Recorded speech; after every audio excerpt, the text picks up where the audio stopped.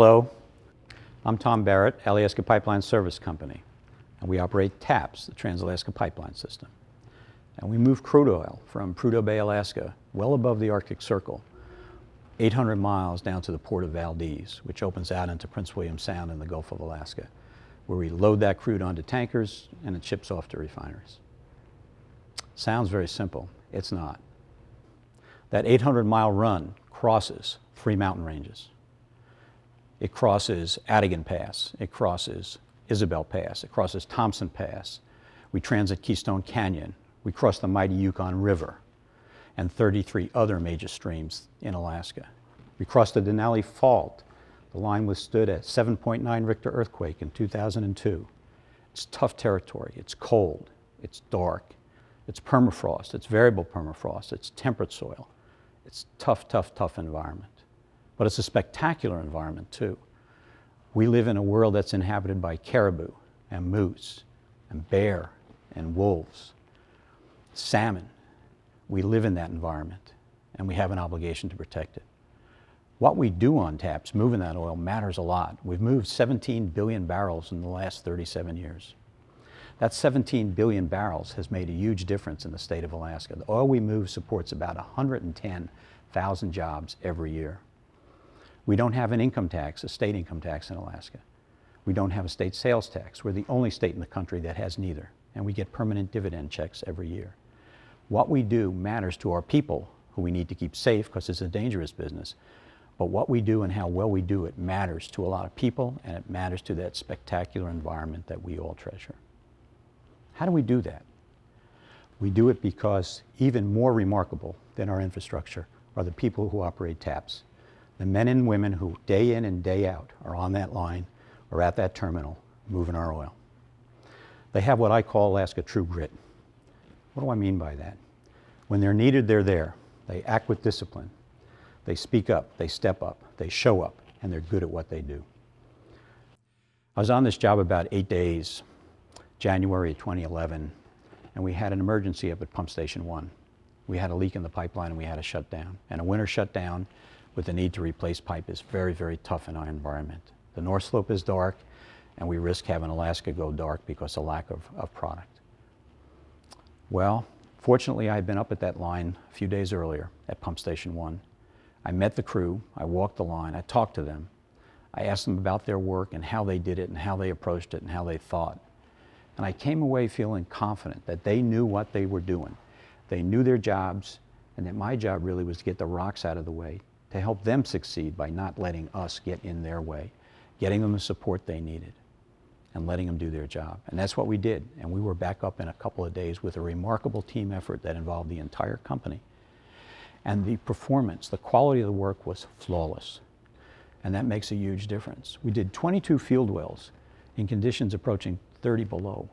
Every one of them passed X-ray the first time. That's flawless performance by any standard in any business. It's remarkable. And if you do it in conditions approaching 30 below, that's Alaska true grit. So these people are special, and they deserve leadership that's special also. My background is Coast Guard. I started out in the Coast Guard many, many years ago. And I can remember the first ship I was on. I was a brand new ensign, just at OCS. I had sparkly collar bars, you know, the ensign bars. I was very proud of them, but I was very new. And we're crossing the Pacific Ocean. And we didn't have the satellites back then. We had to do celestial navigation still. You use a sextant and take star sights and sun sights to figure out where your ship might be in that ocean.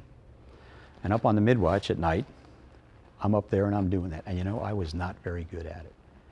You're trying to navigate, paint a picture, draw a triangle, and narrow it down to the position of your ship and get that as tight as you can so you know exactly where you are. My triangles were coming out with legs 50 miles long on them. It was not good. I was struggling. There was a quartermaster, senior chief, on the watch with me. His name was Solansky, Mike Solansky. He watched me do that. He watched me do it again the next night. And he came over to me and he said, "Mr. Barrett, let me help you with that." He'd been in the Coast Guard over 15 years. He was a quartermaster. He knew how to do this. But he shared his knowledge. He worked with me that night and the next night and the next night. Well, I got a lot better at celestial navigation. And I was a better navigator for that. I was a better officer for that. Our ship was a better ship for that. because Ski was willing to help me succeed. That's leadership. And it came from someone who notionally worked for me, not that I worked for. Remarkable. I see that kind of leadership on TAPS. You know, there's a Coast Guard cutter out in Kodiak called the Alex Haley. It's named after a photojournalist, Coast Guard Senior Chief photojournalist Alex Haley. You may know him as the author of Roots. Okay, but the ship's motto, which comes from Alex, said, "Find the good and praise it." That was what he believed. And I like that. Haley liked that.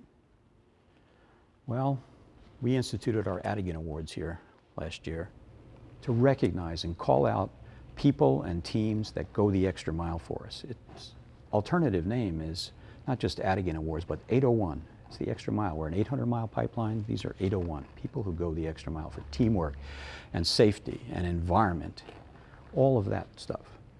And I got to present an award to a supervisor at our terminal at Valdez.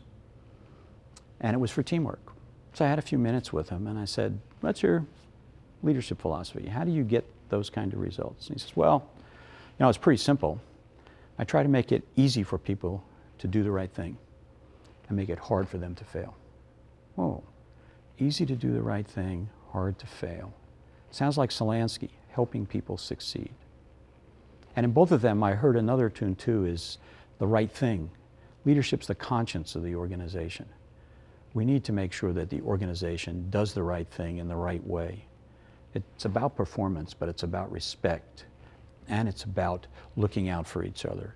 It's about all the things that make up our value system. It's helping others succeed and being a conscience for the organization. And we have this legacy at Alyeska. TAPS has been moving oil for 37 years. We've moved 17 billion barrels. We weren't here all that time. You know, summer before this, I was up at Fox at our visitor center. We put some new signage up there and I wanted to take a look at it, see how it looked. So we pull up and there's a woman out by the pipeline. She's out there with two children. There was an older gentleman who it turned out was from the Fairbanks area. So I walked out to say hello and she's out there reaching, trying to touch that pipeline. And she's touching it. So I come up and takes her hand down and says, "Well, I hope I'm not in trouble for touching the pipeline." I said, "Oh no, but I'm curious, why are you touching the pipeline?" And she said, "Well, my dad is deceased now, helped build TAPS and worked on it for a number of years. And his stories about TAPS and his work up here and what it meant to him was part of the fabric of our family for many, many years. It was very important to him what he did here and how he did it." And I thought, that's remarkable. Well, her dad is deceased. He's not here anymore. Just like many of those other people who built TAP's legacy are not here. That legacy is in our hands today. It's up to us to keep the system operating for the next 37 years or beyond. We need our hands to be strong. We need them to be steady. And if they are, we will keep that legacy going. Thank you.